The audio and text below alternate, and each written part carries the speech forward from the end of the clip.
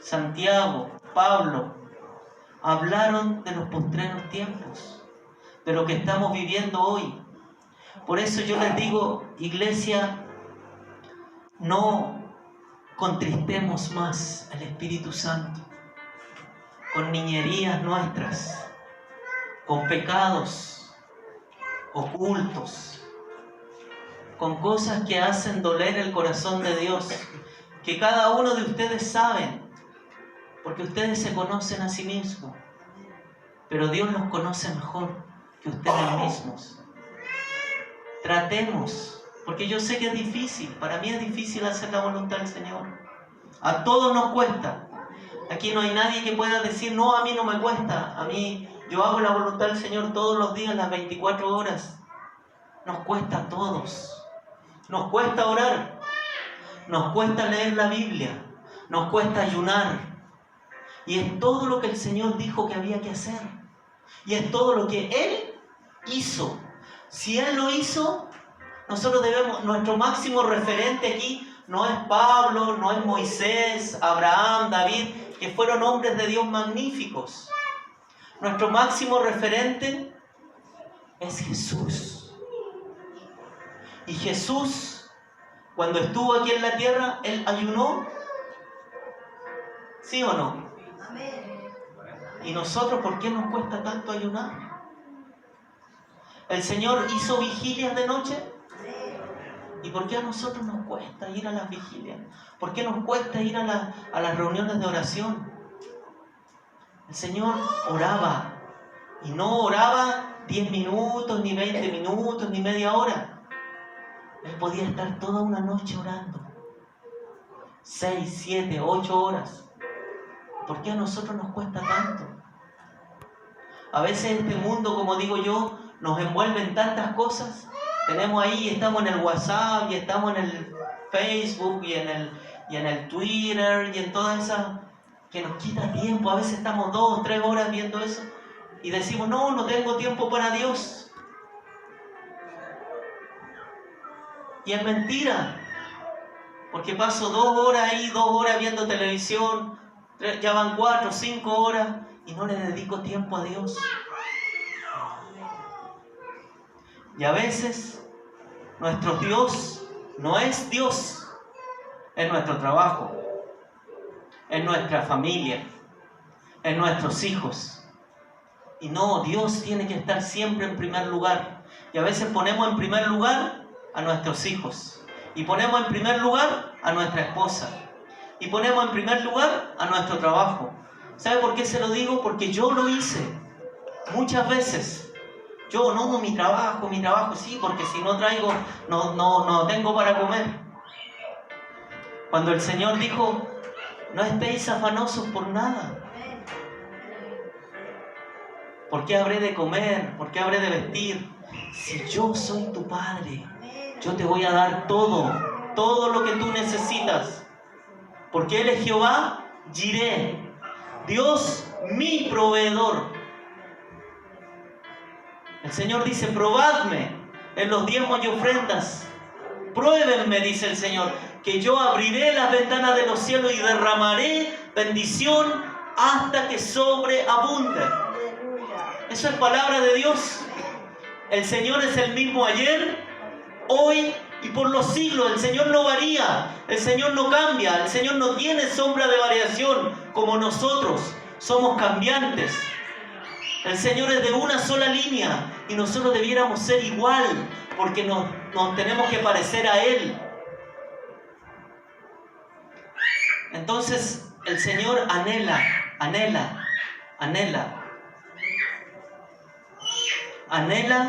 que hagamos su voluntad, que nos sujetemos a Él, que como iglesia, yo siempre lo voy a reiterar, lo busquemos en intimidad, lo amemos. Y eso después se va a notar aquí. No va a tener usted necesidad de decirme, no, si yo ayuno, yo oro, yo tengo intimidad. Se va a notar. Se va a notar en su alabanza cuando usted adora. Se va a notar, se lo aseguro. Porque en mí se empezó a notar.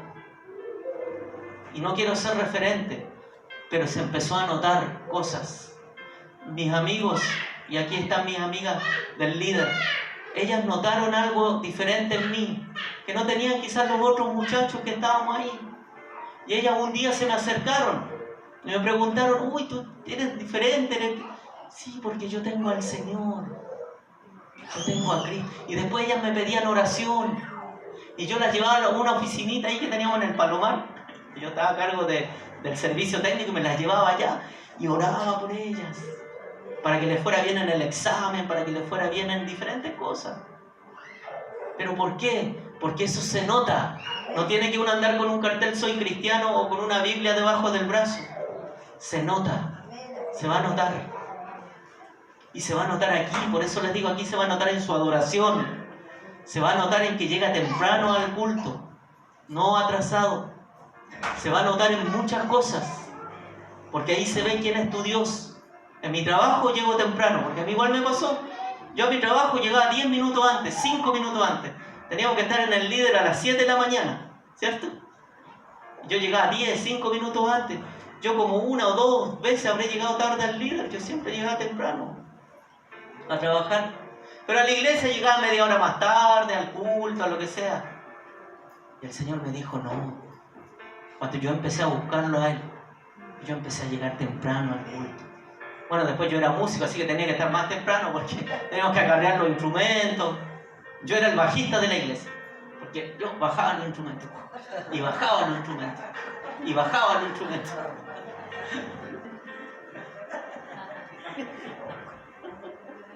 Pero sí, yo tenía que estar 1 o 2 horas antes del culto. Después había que poner todas las sillas, porque no eran así tan poquitas sillas. 700 sillas había que poner. Había que hacer una tarima, había que poner, bueno, un montón de cosas. Pero por eso les digo, amados, que tomemos en serio lo que el Señor quiere de nosotros. Amén. Ya les voy a pedir que puedan abrir su palabra, la palabra del Señor, en Apocalipsis capítulo 2.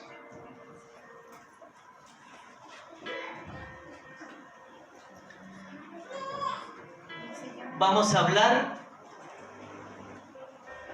del mensaje a las 7 iglesias. Apocalipsis capítulo 2. Apocalipsis capítulo 2, verso 4 y 5. Vamos a ver primero el verso 4 y 5.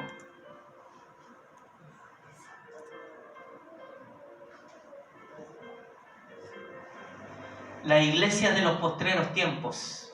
Así se llama el título de la iglesia de los postreros tiempos. ¿Qué quiere el Señor con nosotros como iglesia? El Señor quiere que nos alineemos a Él. El Señor quiere que nos calibremos a Él. Pero ¿sabe qué va a significar eso? Cuando tú te alineas con Jesús, te va a llevar a una guerra espiritual en tu vida. Cuando uno se alinea con Dios, te lleva a una guerra espiritual, porque ¿sabe qué? No sé si le ha pasado a ustedes, pero cuando uno empieza a ir a la iglesia, la familia se viene en contra de uno. No sé si se han dado cuenta ustedes de eso. La familia es el primer enemigo que se levanta contra uno, porque uno empieza a buscar más de Dios, porque uno empieza a congregarse, porque uno empieza a dar el diezmo, por ejemplo. Le voy a poner el solo ejemplo del diezmo. Empieza a dar el diezmo y toda la familia dice, uy, pero ¿cómo? Mira, si todos los pastores son ladrones. ¿No han escuchado eso? Alguna similitud con la realidad es pura coincidencia. No, si todos los pastores roban, ¿cómo le vaya a dar la plata? Pero cuando ese mismo joven o esa misma mujer o ese mismo hombre gastaba plata en la discoteca, gastaba plata con los amigos tomando, ahí no le hacían ni un problema.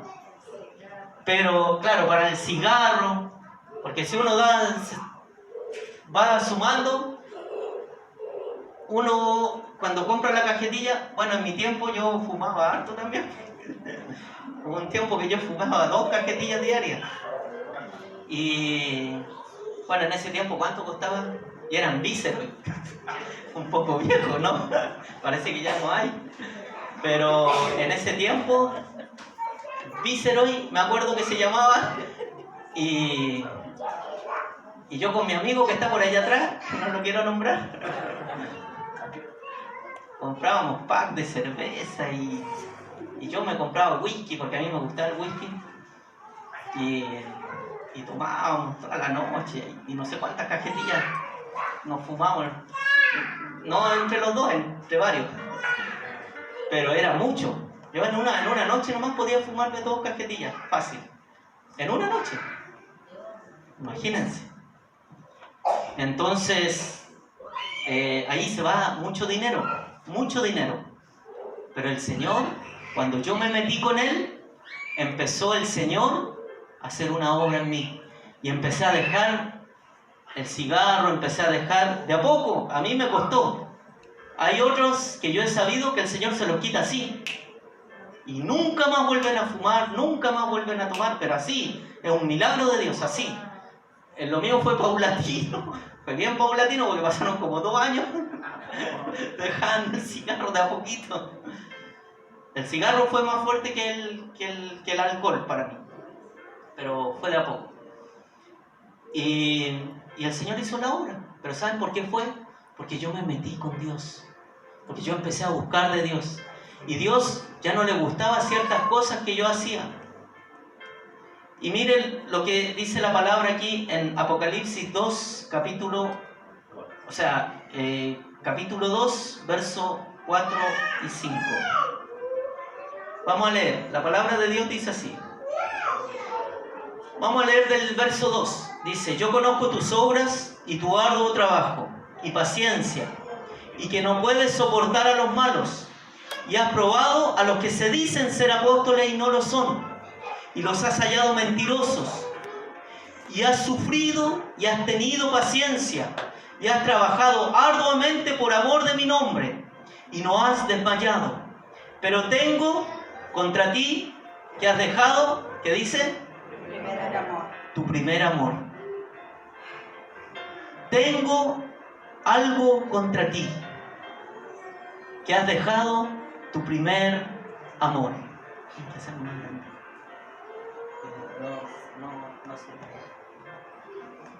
Dice la palabra: has dejado tu primer amor. Y mire lo que dice el 5: recuerda, por tanto, de dónde has caído. ¿Y qué dice? Arrepiéntete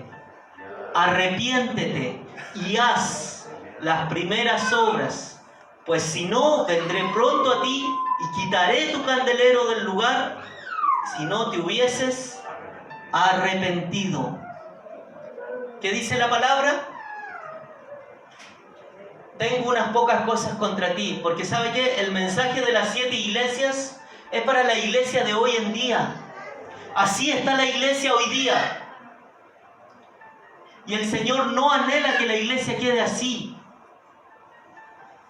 El mensaje de las 7 iglesias son 7 diferentes iglesias que en los postreros tiempos que ya estamos viviendo se están levantando. 7 tipos de iglesias que en estos tiempos se están levantando. Quiero que puedan colocar ahí, número 1, tipos de iglesia para los postreros tiempos.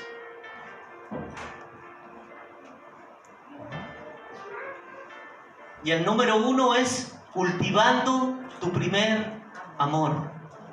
Pongan ahí, número 1, cultivando tu primer amor. Esto fue lo que leímos. Debemos cultivar nuestro primer amor por Él. Porque todos los que estamos aquí, cuando nos convertimos recién a Cristo, estamos ahí fervientes, con la llama encendida, y le hablamos del Señor a uno, al otro, y queremos hablarle del Señor a medio mundo. Pero ¿qué pasa cuando pasan los años? ¿Por qué dejamos de hablar del Señor? ¿Por qué deja esa pasión? ¿Por qué ya no hablamos más de Él? Porque nos alejamos a veces. Y a veces es por nuestro pecado.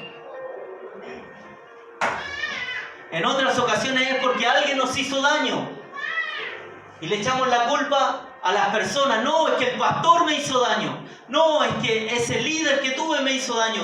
No, es que mi codiscípulo me hizo daño. No, es que mi jefe me hizo daño. No, es que mi mamá me hizo daño. No, es que mi esposo me hizo daño. Y nos alejamos del Señor. Y eso es lo que Él menos quiere. ¿Pero por qué nos alejamos del Señor? Porque todavía éramos bebés espirituales.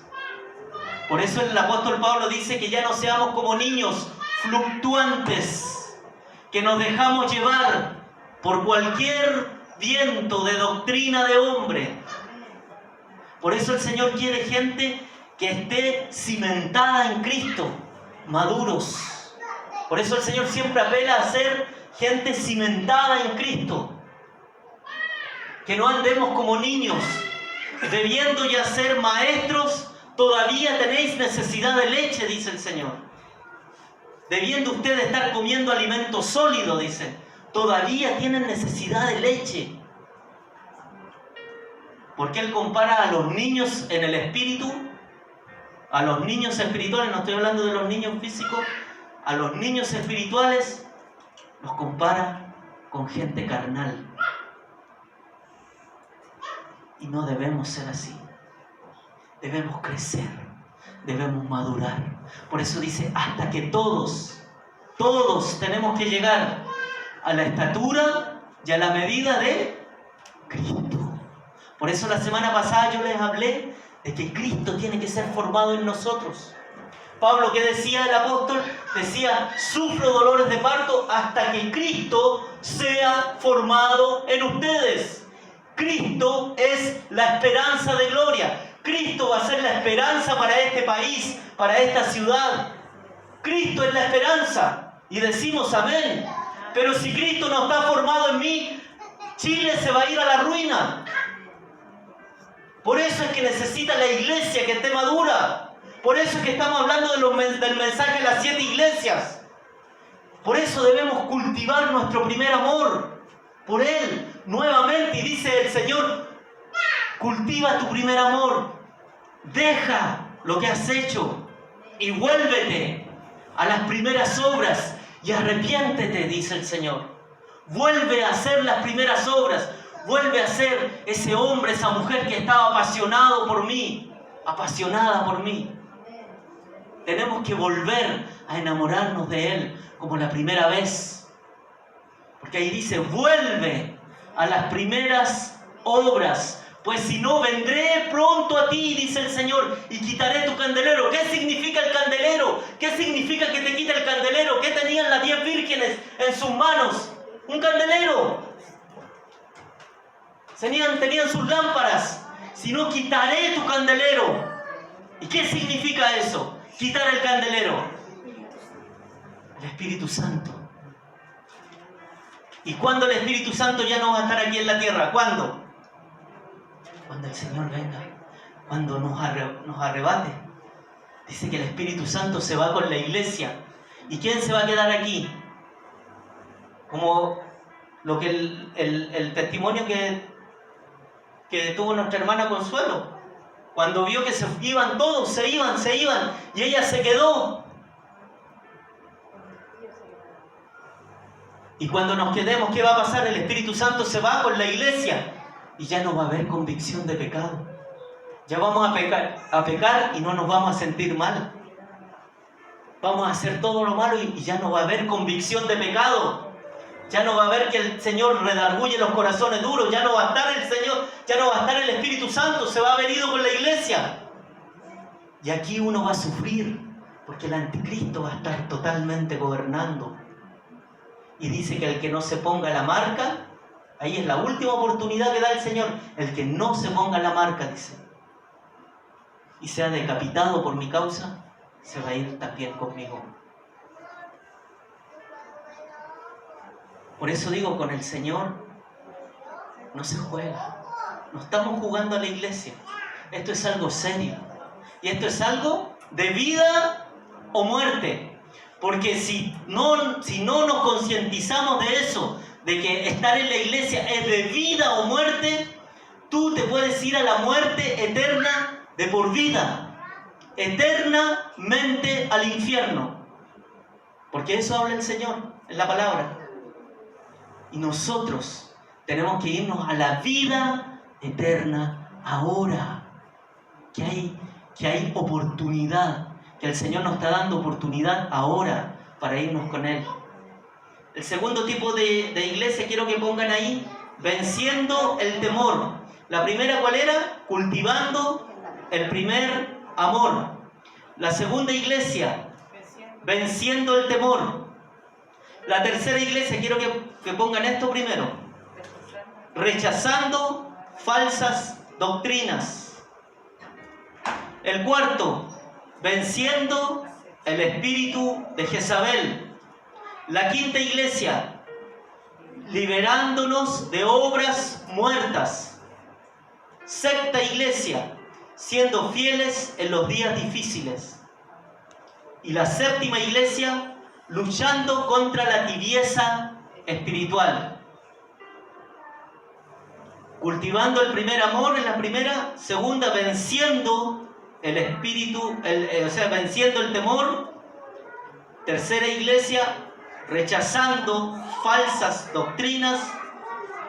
Cuarta, venciendo el espíritu de Jezabel. Quinta iglesia, liberándonos de obras muertas. Sexta iglesia, siendo fieles en los días difíciles. Y séptima, luchando contra la tibieza espiritual. Ahora vamos a ver la segunda, venciendo el temor, en Apocalipsis 2, verso 10 al 11. Apocalipsis 2, verso 10 al 11. La primera es la iglesia de Éfeso. Primera es la iglesia de Éfeso, cultivando el primer amor. La segunda es la iglesia Esmirna, se llama. El 9, 10 y 11 vamos a leer.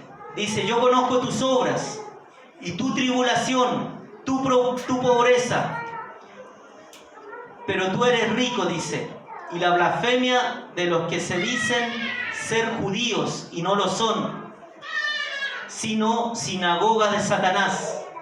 Y miren lo que dice acá: no temas en nada, dice el Señor, lo que vas a padecer. He aquí el diablo echará a algunos de vosotros en cárcel, para que seáis probados, y tendréis tribulación por 10 días. Sé fiel hasta la muerte, dice el Señor, y yo te daré la corona de la vida. El que tiene oídos para oír, oiga lo que el Espíritu dice a las iglesias. El que venciere no sufrirá daño de la segunda muerte. El que venciere. Por eso se dice venciendo el temor. Porque ¿sabe qué? A nosotros no sé si a usted le pasó en su iglesia, pero a todos, yo creo, a todos nosotros nos pusieron mucho miedo de que alguien predique del Apocalipsis, de leer el Apocalipsis. No sé si en su iglesia donde usted estuvo le infundieron miedo del Apocalipsis. En la mayoría de las iglesias te infunden miedo y te dicen: no leas Apocalipsis. Porque aquí el enemigo hizo una estrategia. El enemigo, al infundir temor, echó fuera el amor. El enemigo, Satanás, al infundir temor en nosotros, echó fuera el amor de Dios. Pero la palabra dice que el amor echa fuera el temor. Eso dice la palabra de Dios. El amor perfecto de Dios echa fuera el temor. Por eso es que la segunda iglesia de Esmirna es venciendo el temor. Porque el Señor es quien empieza a obrar en nuestras vidas. Pero todo esto tiene que ver con intimidad. Intimidad. Intimidad con el amado. Intimidad con Dios. El perfecto amor de Dios echa fuera el temor. Veamos. Y mire, le voy a decir algo que yo escribí. Dice que el temor es un resultado de creer una mentira de Satanás. Cuando usted teme, es el resultado de que usted cree una mentira de Satanás. Si quiere lo puede anotar.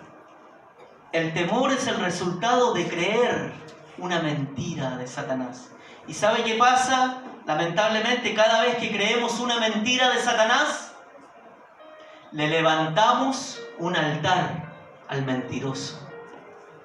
Cada vez que usted cree una mentira del diablo, le levanta un altar al mentiroso. ¿Quién es el mentiroso? Satanás. Porque él es padre de mentira.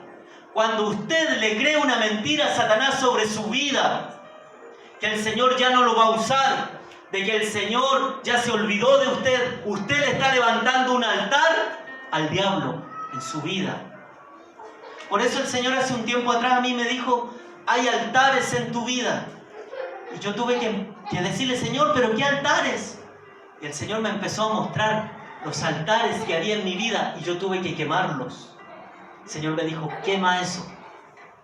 Entrégame eso en mi presencia. Y yo tuve que empezar a entregarle cosas al Señor. Mentiras que el diablo había metido en mi cabeza y que yo las creí.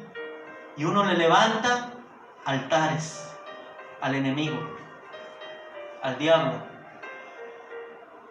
¿Y sabe cómo se destruyen esos altares? Primero, pasión por la oración.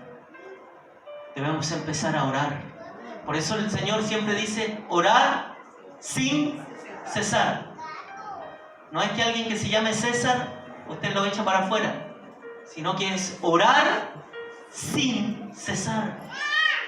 Por eso en la palabra, en Lucas 11.1, no lo busquen, solo anótenlo, Lucas 11.1, ¿qué le dijeron los discípulos a Jesús cuando lo vieron?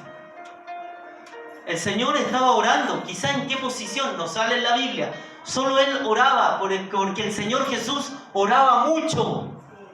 Oraba mucho, dice que Él se apartaba a lugares solitarios a tener intimidad con el Padre. Por eso es que yo les hablo de intimidad.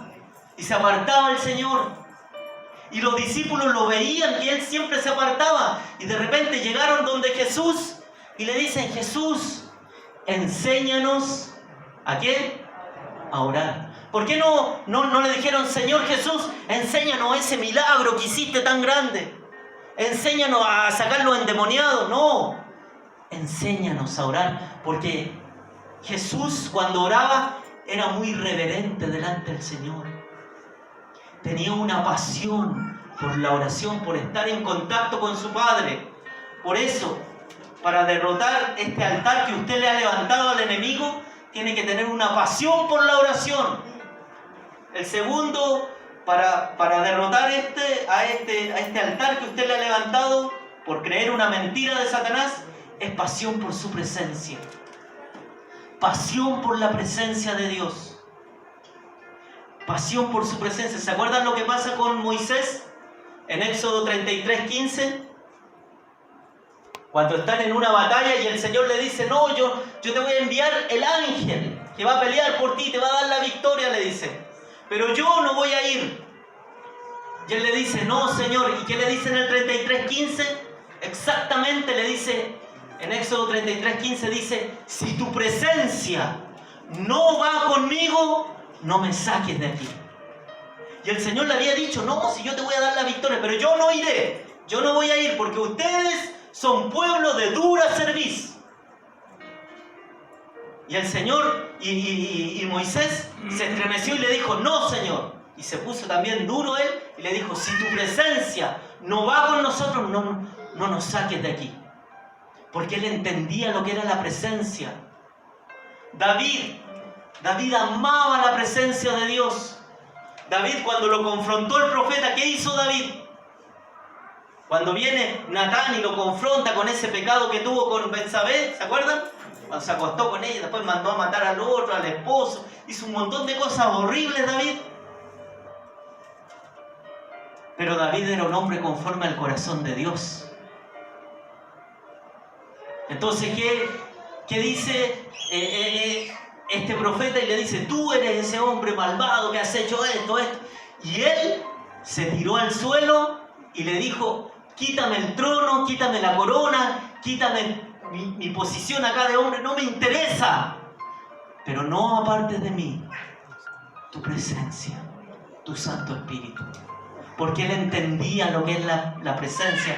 Por eso el segundo punto es pasión por su presencia, por la presencia de Dios en nuestras vidas. Necesitamos la presencia de Dios en nuestras vidas. Y el tercer punto es pasión por el regreso de Cristo. Debemos estar apasionados por su regreso y estar orando y adorando y decirle: Señor, ven, ven Jesús, te anhelamos, yo te anhelo, yo te amo, yo necesito de ti. Usted en su oración personal, cuando venga acá, usted apasionese, y cuando cantemos canciones del amado, usted, que su corazón se salga de su ser y se conecte con él y empiece a decirle: sí, Señor, ven, Señor. Por eso cantamos Yeshua. No la cantamos porque está de moda, la cantamos porque nos conectamos con el Espíritu de Él, nos conectamos con el corazón de Dios y le decimos: Yeshua, tú eres el amado de mi alma, tú eres el más hermoso entre millares de millares, tú eres el más precioso, tú eres lo que yo más anhelo en mi vida, tú, Yeshua, mi Señor, mi Dios, mi Salvador. ¿Se dan cuenta? Cuando uno empieza a entender lo que uno canta, cuando uno empieza a entender y uno tiene que empezar a vivir lo que Dios quiere que vivamos en su voluntad, que vivamos en su presencia. ¿Se acuerdan lo que decía? Me gustaba mucho cuando Elías, el profeta, decía: vive tu alma, vive Jehová, en cuya presencia estoy.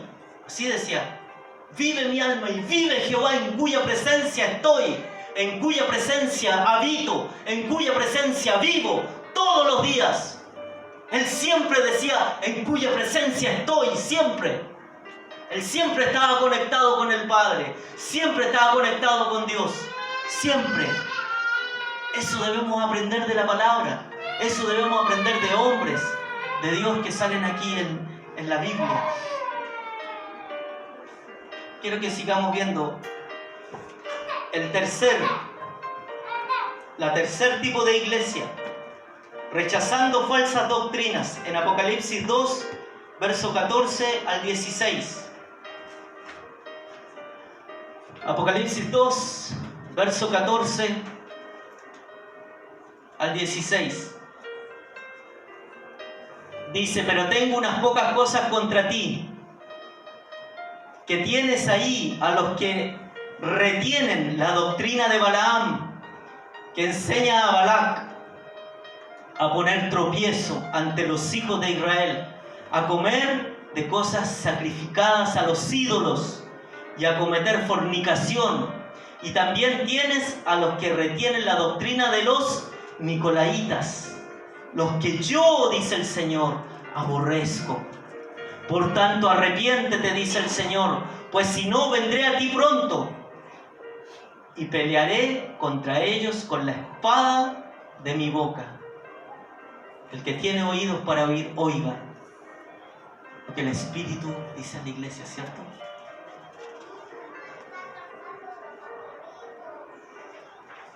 Habla de rechazando las falsas doctrinas.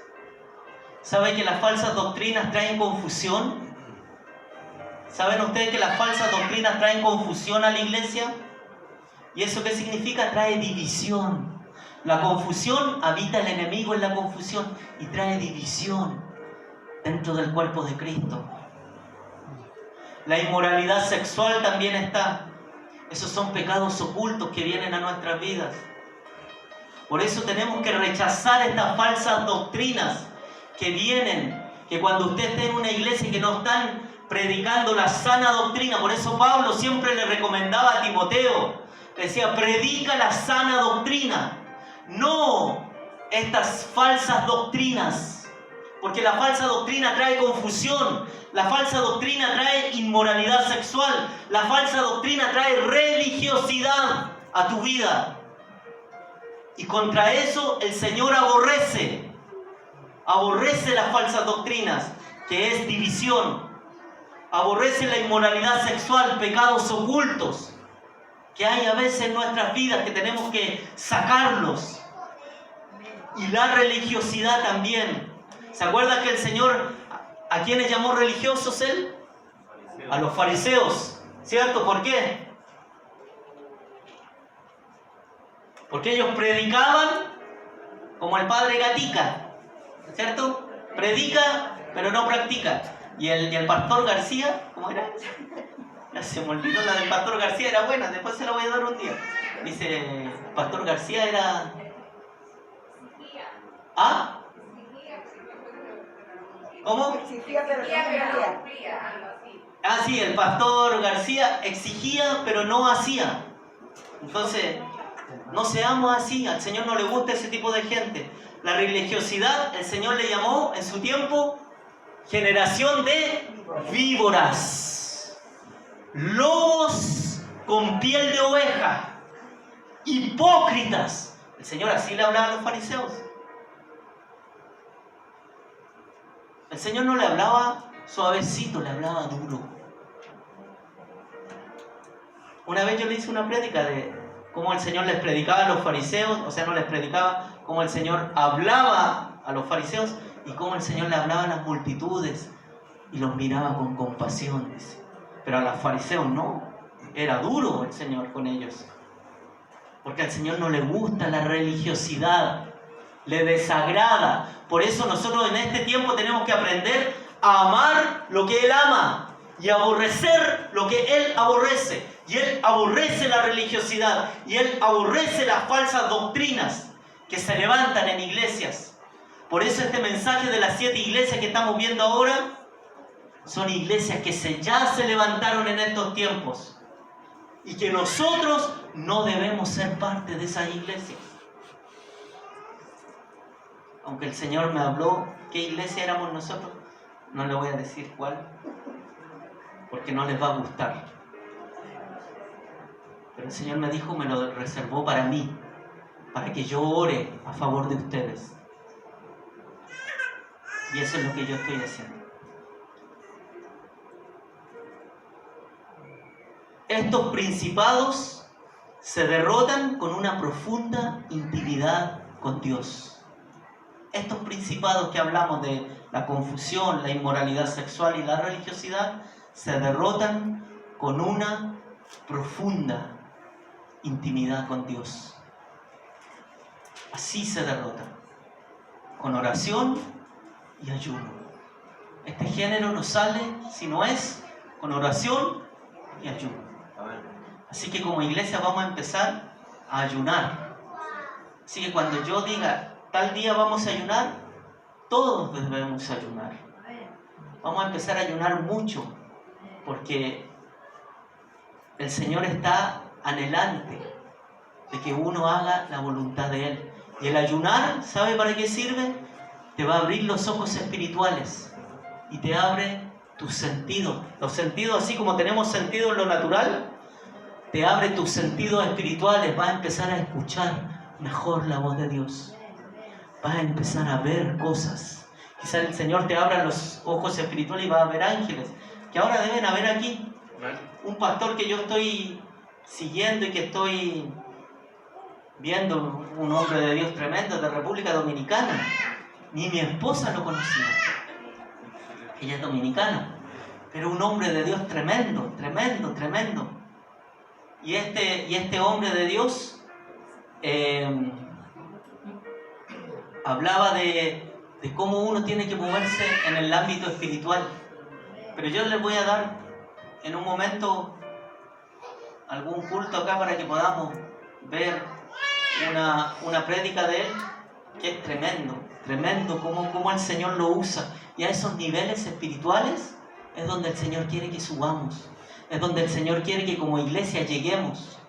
Son unos niveles espirituales que Dios anhela que su iglesia se mueva, que todos nosotros seamos guiados 100% por el Espíritu Santo de Dios, porque es la única manera. Y yo le he dicho acá, dice que aún los escogidos van a ser engañados, pero los que sean guiados por el Espíritu Santo y tengan una intimidad profunda con Dios, no vamos a ser engañados. Los que están en dos aguas, los que están con un pie en el mundo y con un pie en la iglesia, esos van a ser engañados. Los que estén en la iglesia y solo criticando, esos van a ser engañados. Los que estén en la iglesia y no tengan intimidad con Dios, esos van a ser engañados. Los que estén en la iglesia y no tengan una relación íntima con el Señor, ni una directriz de parte del Espíritu Santo, que el Espíritu los guíe, esos van a ser engañados. Pero nosotros no vamos a ser engañados. Mientras seamos direccionados, dirigidos por el Espíritu y con una comunión íntima con Él. Porque la palabra dice, les conviene que yo me vaya, dijo el Señor, porque les enviaré el Consolador. Dice, Él os guiará a toda verdad. ¿Quién? El Espíritu Santo. Va a llegar un momento en los postreros tiempos, dice, que tú ya no vas a decir a tu hermano, hey, enséñame, sino que todos seremos enseñados por el Espíritu Santo. Eso dice la Biblia. Así dice la palabra.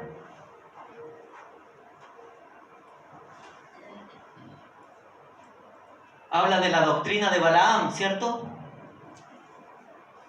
Balaam corrompe, es cuando uno se corrompe a través del dinero.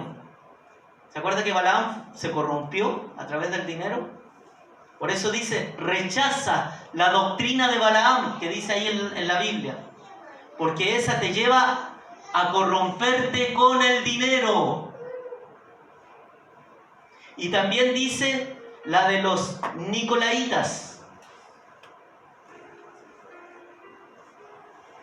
Esta falsa doctrina diluye el Evangelio del Señor. Los Nicolaitas eran en ese tiempo una secta. En ese tiempo. Por eso el Señor dijo, a la cual yo aborrezco. Así dice la palabra. Y los Nicolaitas diluyen el Evangelio del Señor. En estos tiempos hay Nicolaitas. ¿Saben quiénes son? Los apóstatas de la fe. La apostasía que dice en el Evangelio de Judas, que habla acá la palabra en el Nuevo Testamento. Judas habló de eso. Judas, no el que se ahorcó. El Judas Tadeo. El Judas bueno. No el Judas malo. Pero yo veo que nadie le pone Judas a su hijo, no sé por qué. Cuando tengamos un hijo le vamos a poner Judas. Ya, sigamos con el cuarto tipo de iglesias.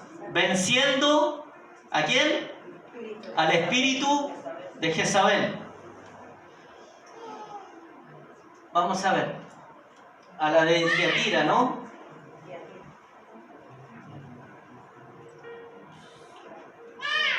En el 2, del 19 al 20. Dice, yo conozco tus obras, y tu amor, y tu fe, y servicio, y tu paciencia, y que tus obras postreras son más que las primeras. Mira, imagínense, se ve muy bien esta iglesia, pero tengo unas pocas cosas contra ti, que toleras a esa mujer Jezabel, que se dice, profetiza, y dejas que enseñe y seduzca a mis siervos a fornicar y a comer cosas sacrificadas a los ídolos. ¿Se dan cuenta? ¿Qué hace Jezabel? Te lleva a inmoralidad sexual. Rompe el orden de Dios en tu vida y en la iglesia y manipula a los hombres y a los siervos de Dios que ministran aquí adelante. Eso hace Jezabel. Jezabel siempre es un espíritu de manipulación e inmoralidad sexual que se mueve dentro de la iglesia sutilmente.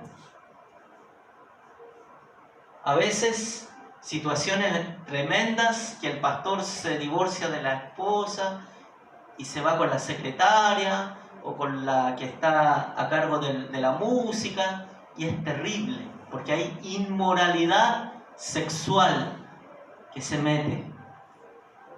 Y también manipulación. Manipula a los siervos de Dios. ¿Y qué los hace? Fornicar. Pero ya no en lo sexual, sino que lo hace fornicar con otros dioses. Lo hace fornicar con el dios Mamón. Al siervo de Dios, al pastor, al profeta, quien sea, lo hace fornicar con el dinero. Lo hace fornicar con la fama. Lo hace fornicar con el poder. Eso es lo que hace el espíritu de Jezabel. Es un espíritu de manipulación. Y también es un espíritu de feminismo que va en contra de los principios de Dios. Tentación, sensualidad, y corrompe el plan de Dios para una iglesia. ¿Cómo podemos vencer al espíritu de Jezabel? A través de la santidad, a través de la pureza y de la intimidad con Dios. A través de la santidad, pureza e intimidad con Dios. A tener un temor reverente delante del Señor. Así se vence a Jezabel. Amén. Sigamos viendo. ¿Cuál es el otro? El 5. ¿Qué dice? Libertándonos de obras muertas. Libertándonos de obras muertas. Apocalipsis 3, del 1 al 3. Apocalipsis 3, del 1 al 3. ¿Qué dice? Apocalipsis 3, del 1 al 3. Dice: escribe el ángel de la iglesia en Sardis, el que tiene los 7 espíritus de Dios y las 7 estrellas, dice esto: yo conozco tus obras, que tienes nombre de que vives y estás muerto. Sé vigilante y afirma las otras cosas que están para morir, porque no he hallado tus obras perfectas delante de Dios. Acuérdate pues de lo que has recibido y oído, y guárdalo. ¿Y qué dice de nuevo? Arrepiéntete. ¿Se dan cuenta que el Señor siempre está dando oportunidad? Arrepiéntete, dice el Señor. Pues si no velas, vendré sobre ti como ladrón y no sabrás a qué hora vendré sobre ti. Eso habla de las obras muertas. ¿Qué significa obras muertas? Por eso dice acá: he hallado tus obras, no he, dice, hallado tus obras perfectas delante de Dios. No las he hallado perfectas delante de Dios. ¿Qué significa una obra muerta? Es servir en la iglesia por inercia. Es servir por servir. Es sin pasión, sin compasión también por las personas. Es servir por cumplir. Ay, tengo que ir allá a la iglesia a ver estas cositas, ¿cómo se llama? Audiovisual. O después cuando tengamos un grupo de música, que los músicos, porque a los músicos les pasa mucho, ¿no? Que yo fui músico, yo igual lo dije: ay, otra vez hay que ir a tocar. Estoy aburrido, ya están todos los domingos. Bueno, en ese tiempo eran los domingos, ahora los sábados. Pero uno empieza a hacer obras muertas en su vida. No se trata de hacer algo para Dios, si quieres esto lo anota. No se trata de hacer algo para Dios, sino de hacer algo con Dios. No se trata de hacer algo para Dios, sino hacer algo con Dios. Si haces algo para Dios desconectado de Dios, eso es obra muerta. Si tú haces algo para Dios desconectado de Él, es obra muerta. Es obra muerta, no tiene fruto. Es obra muerta. Eso no lo hagamos, iglesia, no lo hagamos. Ah, de veras que tengo que ir a arpas y copa. Mucha otra vez. Mejor no vayas. En arpas y copas nosotros estamos tratando de que el Señor, hacemos adoración e intercesión a la vez. Adoración e intercesión. Si tú dices, no, me aburre arpas y copas, no vayas. Porque esa va a ser una obra muerta. Y delante de Dios te va a decir esto el Señor. No he hallado tus obras perfectas delante de Dios. Entonces cuando uno hace algo, lo tiene que hacer con pasión. Lo tiene que hacer para Él. Aunque te manden ahora a limpiar los baños, hazlo para Él. Aunque manden aquí de repente algún día a pasar la aspiradora, yo lo hago para Él. No lo hago para que me vea, me va a ver el pastor y va a empezar ahí. No. A mí me pasó muchas veces. Y el Señor me empezó a quitar eso. Y después cada vez que venía al Zócol un siervo de Dios, un evangelista o un predicador que se movía en sanidad, y yo le dije, me acuerdo al pastor que yo tenía en ese tiempo, le digo, pastor, yo quiero servir. Ya me dijo, ande a limpiar los baños. Yo dije, pero si yo soy músico, yo... Y yo dije, y el Señor me habla de la obra muerta. Y yo dije, ya, Señor.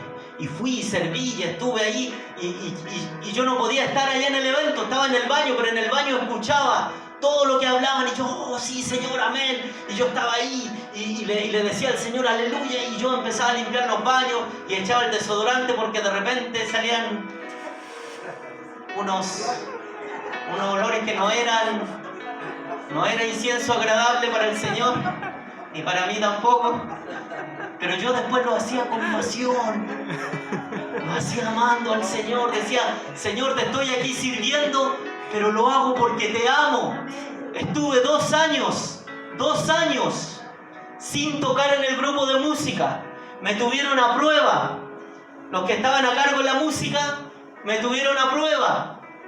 Y yo quería tocar, por eso le decía que yo era el bajista de la iglesia, porque yo bajaba los instrumentos y bajaba y subía los instrumentos y los subía y los bajaba.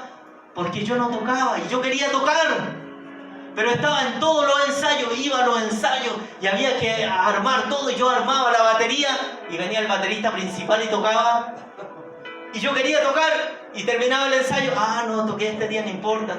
Pasaron 6 meses, pasó 1 año, yo no tocaba, pero yo estuve en todos los ensayos, yo estuve escuchando todos los cortes aquí, allá y cada vez que íbamos en ese tiempo estábamos en el Emporchi. Después nos fuimos al Helénico y yo iba con los instrumentos y los ponía y hasta en la familia me decían, ¿para qué vas? ¡No te dejan tocar! La familia.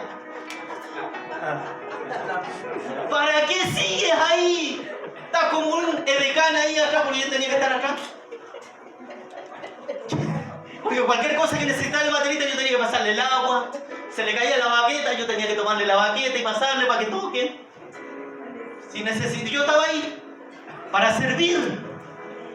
Pero después yo siempre dije, mamá, hermanos, a mis hermanos de sangre y a mis papás, les decía, yo estoy ahí porque me gusta hacer eso, me gusta servir ahí. No importa que no toque. Hasta que llegó un día que vino Marco Witt a Santiago y todos los músicos se fueron. O sea, se fueron la mayoría. Quedamos como 4 nomás. Y no había baterista para tocar ese día en el culto. Y el Señor me honró. Y me dejó tocar el Señor. Y yo toqué despacito porque yo estaba asustado. Y los mismos hermanos dijeron, fue el mejor culto donde se manifestó la presencia. Y todos se vinieron a mí, los hermanos, y me decían, que toca hermoso usted, no toca como el otro, mucho tarde, usted toca con él, porque yo paraba, yo levantaba mis brazos, tiraba las baquetas de lado, me arrodillaba a orar, porque sentía la presencia del Señor, y la gente empezó a honrarme. Pero ¿quién permitió eso? Que todos los músicos principales se fueran. Pero yo, como había estado en todos los ensayos en 2 años, el Señor me dijo, no me dijo esto, me dijo, he visto tus obras, he visto tu trabajo, he visto tu paciencia, y ahora te recompenso en público.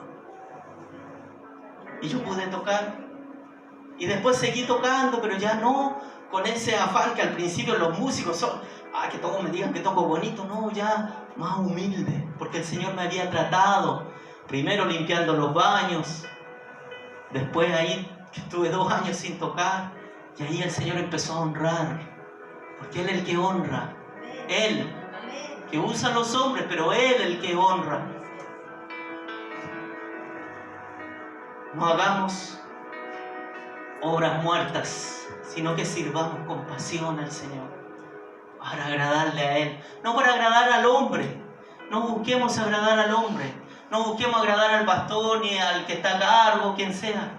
Busquemos agradarlo a Él, porque Él se lo merece. Veamos el otro tipo de iglesia. Dice, siendo fieles en los días difíciles. Apocalipsis 3, del 8 al 11. Siendo fieles en los días difíciles. Apocalipsis 3, del 8 al 11. Dice su palabra. Del 8 al 11. Yo conozco tus obras, y he aquí que he puesto delante de ti una puerta abierta, la cual nadie puede cerrar, porque aunque tienes poca fuerza, has guardado mi palabra, y no has negado mi nombre. He aquí, yo entrego de la sinagoga de Satanás a los que se dicen ser judíos y no lo son, sino que mienten.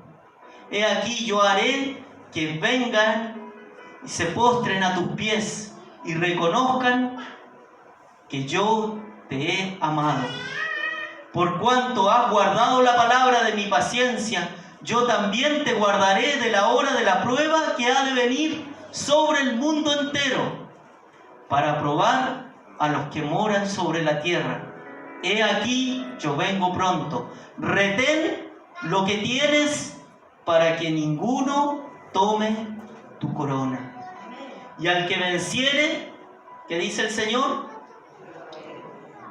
Y al que venciere, yo lo haré columna en el templo de mi Dios. Amén. Entonces, la palabra dice acá, siendo fieles en los días difíciles. He aquí, yo vengo pronto, dice el Señor. Retén lo que tienes para que ninguno tome tu corona. Solo aquellos que mantienen su mirada en Cristo, en medio de la tormenta, lo verán caminar en la tempestad. ¿Se acuerdan lo que pasó con Pedro? Cuando Pedro estaba en la barca y de repente vieron como un fantasma que venía caminando. El Señor venía de orar, porque Él oraba en las noches, en las madrugadas. El Señor le encanta orar a esa hora. Y el Señor venía caminando, dice, y eran como las 4 de la mañana, y de repente dice que miran y dice, uy, un fantasma. Y todos se espantaron, dice, en la barca.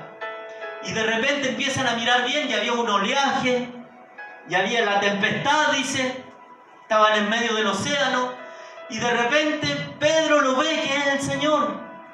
Porque el Señor dice, tranquilo, soy yo, hijitos, no tengan miedo, soy yo. Y él le dice, bueno, si eres tú, haz que yo vaya. Y dice que el Señor le dice, ven, y él empieza a caminar, como que el Señor le puso un puente ahí. Y él salió de la barca, salió de su comodidad, y empezó a caminar, y dio unos pasos, y siguió caminando, y de repente dice que él, al ver el oleaje, al ver la tempestad, al ver el viento, se hundió. Al ver la circunstancia, se hundió. ¿Por qué? Porque dejó de mirar a Cristo. Pero mientras miró a Cristo, caminó sobre las aguas. Caminó en medio del océano sobre las aguas. Entonces, eso dice la palabra. Esta que estamos viendo, de ser fieles. Seamos fieles en los momentos difíciles. Creámosles al Señor. No creamos a las circunstancias que estamos viviendo. Nos quedamos sin trabajo. No importa. Sé que el Señor me tiene uno mejor. Sé que el Señor me tiene algo grande preparado. Por alguna enfermedad, No importa la que sea, así como le está pasando a nuestra hermana Margarita, pero ella está creyendo, está siendo fiel Margarita en medio de la dificultad. Y está mirando a Cristo, no está mirando su condición, no está mirando la enfermedad. Está mirando su posición en Cristo, no su condición, su posición en Cristo. Porque ella es hija de Dios, así como todos los que estamos aquí. No miremos nuestra condición de hijo pródigo. El Señor nunca miró la condición del hijo pródigo, sino que lo vio siempre como hijo, lo vio siempre en su posición de hijo, nunca en su condición. Nosotros miramos mucho nuestra condición en vez de ver nuestra posición que Dios nos tiene en Cristo. Debemos ver nuestra condición. A veces hemos caído en pecado, hemos fracasado delante del Señor y nos miramos nuestra condición y le creemos a la mentira de Satanás y nos venimos abajo. Cuando el Señor siempre dice, mantente fiel. El que venciere, ese heredará todas las cosas, dice el Señor. Heredará todas las cosas. Así dice la palabra. Eso es lo que el Señor anhela de nosotros. Eso es lo que el Señor busca. Que caminemos mirándolo a Él, mirando a Cristo. No saques tu mirada de Cristo. No saques tu mirada de Cristo.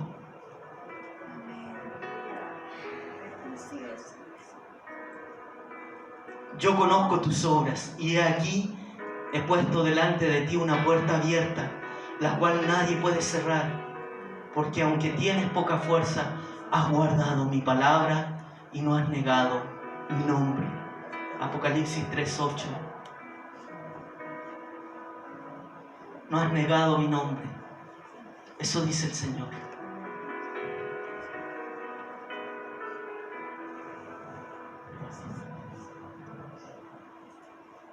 Pablo decía que es necesario que a través de muchas tribulaciones entremos en el reino, a través de muchas pruebas, pero el Señor es quien nos da la victoria.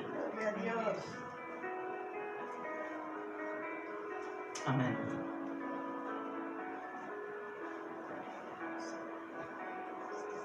Retén lo que tienes, dice el Señor. Retén lo que tienes. Cuida lo que Dios te ha dado. Dios ha puesto palabras sobre ustedes.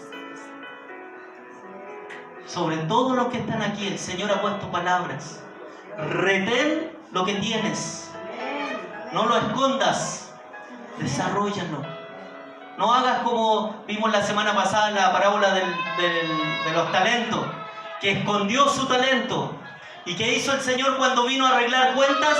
Porque dice que se fue por un tiempo y volvió. ¿Y qué hizo el Señor? Arregló cuentas y dijo, ¿tú cuánto hiciste? Tú me diste 5 talentos. Y acá tienes otros 5. Amén. Y él le dijo, buen siervo y fiel, toma posesión de los aposentos celestiales. Y le dice al otro, ¿y cuánto tú? Te pasé 2 talentos, ¿qué hiciste? Y él dijo, yo puse 2 talentos más, aquí tienes los tuyos, lo que te corresponde. Y dijo, buen siervo y fiel, toma posesión de tus aposentos. ¿Y qué hizo con el que le dio un talento y lo escondió? Se lo quitó y se lo dio al que tiene más. ¿Pero qué le dijo a ese? Mal siervo, fuera de mi presencia, a donde es el lloro y el crujir de dientes, al infierno. Retén lo que tienes, cuida lo que Dios te ha dado y multiplícalo. Porque la gente va a venir a comer de lo que tú tienes. Nuestra vida tiene que fluir, dice el Señor a la mujer samaritana, ríos de agua viva que salten para vida eterna, para otros. Nosotros debemos ser un árbol que lleva mucho fruto, dice el Señor. Porque por eso maldijo a la higuera. Debemos llevar mucho fruto para que otros coman de lo que nosotros tenemos de Cristo. Coman de lo que nosotros tenemos. Por eso el Señor usó a Pedro y le dice a ese hombre cuando estaba ahí tirado en el templo de la Hermosa, lo que tengo retén lo que tienes, lo que tengo te doy. Ahora levántate en el nombre de Jesús. ¿Tenía don de sanidad o no? ¿Tenía don de milagros o no? Al instante dice que se le fortalecieron sus tobillos y se paró ese hombre. Lo que tengo te doy. Por eso el Señor te dice ahora, cuida lo que tienes. Cuida lo que yo te he dado. Y desarróllalo para bendición de muchos. Eso es lo que el Señor busca. Y el último, luchando contra la tibieza espiritual. Luchando contra la tibieza espiritual. Apocalipsis 3, del 15 en adelante al 19. ¿Qué dice la palabra del Señor? Apocalipsis 3, del 15. Dice, yo conozco tus obras, que ni eres frío ni caliente. Ojalá fuese frío o caliente. Pero por cuanto eres tibio y no frío ni caliente, te vomitaré de mi boca. Porque tú dices, yo soy rico y me he enriquecido y de ninguna cosa tengo necesidad, y no sabes que tú eres un desventurado, un miserable, un pobre, un ciego y desnudo. Por tanto, yo te aconsejo que de mí compres oro refinado en fuego, para que seas rico, y vestiduras blancas para vestirte, y que no se descubra la vergüenza de tu desnudez, y unge tus ojos con colirio para que veas. Yo reprendo y castigo a todos los que amo. Sé pues celoso y arrepiéntete, dice el Señor. Y arrepiéntete, dice el Señor. ¿Qué dice? Luchando contra la tibieza espiritual. ¿Y cómo sale aquí? Yo conozco tus obras, que ni eres frío ni caliente.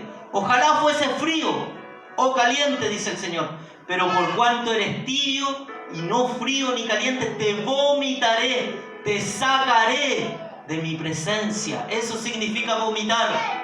Te sacaré de mí, te vomitaré de mi boca, dice el Señor. Por tanto, te aconsejo, pero ahí da la solución. ¿Se dan cuenta que el Señor no es condenatorio? Te da la solución, dice, yo te aconsejo que de mí compres oro refinado en fuego, para que seas rico, y vestiduras blancas para vestirte, dice el Señor. ¿Y qué significa? Yo te aconsejo que compres oro refinado. ¿Qué simboliza el oro? ¿Qué es el oro? Es Dios. Es Dios. Siempre que hable de oro la Biblia, es Dios.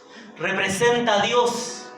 Por eso dice, yo te aconsejo que compres de mí oro refinado en fuego. El fuego del Espíritu Santo. El fuego de su santidad. Yo te aconsejo que compres de mí oro. Vuélvete a mí, arrepiéntete. Vuélvete. Eso es lo que el Señor habla. La tibieza espiritual destruye tu vida espiritual. La tibieza espiritual destruye tu vida espiritual y por ende tu intimidad con Dios. La tibieza espiritual destruye tu vida espiritual y tu intimidad con Dios. Por eso no debemos ser tibios.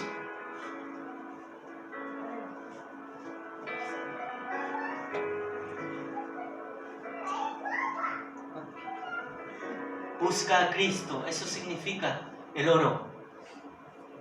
Llénate de Cristo. El Señor siempre da solución, ¿se dan cuenta? Y siempre está dando oportunidad. Aquí en cada una dice, arrepiéntete, arrepiéntete, arrepiéntete. Haz las primeras obras, arrepiéntete. Busca de mí oro refinado. Arrepiéntete. Vuélvete a mí, dice el Señor. Santidad y oración son las vestiduras blancas que el Señor nos da. Santidad y oración son las vestiduras blancas que dice: vístete, vístete, vístete. Santidad y oración.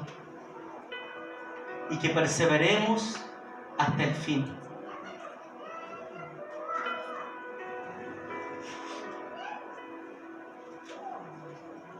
He aquí, yo estoy a la puerta y llamo, dice el Señor. En el 20. He aquí, yo estoy a la puerta y llamo. Si alguno oye mi voz, abre la puerta, yo entraré y cenaré con él y él conmigo.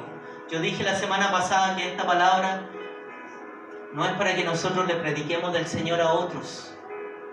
Que si usted lo hace está bien. Dios va a mirar su corazón que lo está haciendo con una buena motivación. Pero esta palabra es para la iglesia. Por eso después dice: el que oye en el Espíritu. El que tenga oídos para oír, oiga lo que el Espíritu está hablando a la iglesia. A la iglesia dice, no a la gente del mundo, a la iglesia. Por eso dice: he aquí, yo estoy a la puerta y llamo. El que me oye, porque no todos le van a oír. El que me oye y me abre la puerta, porque no todos le van a abrir en la iglesia. El que me abre, yo entraré, dice el Señor, y cenaré con él. Y él conmigo. El que me oye, yo entraré y cenaré con él, y él conmigo. Amén. Vamos a escuchar una alabanza. Quiero que puedan ponerle atención ahí a la letra.